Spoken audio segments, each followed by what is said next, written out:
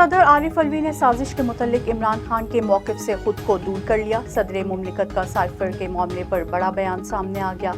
کہا وہ اس بات پر قائل نہیں کہ کوئی سازش ہوئی۔ خط چیف جسٹس کو اس لیے بھیجا کہ ان کے شکوک و شبہات ہیں، بہتر ہوگا اس معاملے پر واقعاتی شہادتیں لی جائیں۔ مزید بولے پی ٹی آئی حکومت ہٹائی گئی تو عمران خان فرسٹریٹ ہو گئے۔ اسمبلی میں نہ جانے کا فیصلہ عمران خان کا ذاتی تھا۔ Chairman P T I Imran Khan کہتے ہیں، سنا ہے وزیر اعظم ہاؤس سے ایک اور آڈیو نکلنے والی ہے۔ آج کل سب ٹیپ ہو رہا ہے۔ پارٹی کو بھی لانگ مارچ سے متعلق کچھ نہیں بتایا۔ لانگ مارچ کی پلاننگ کر رہے ہیں، حکومت کو نہیں معلوم کیا کریں گے۔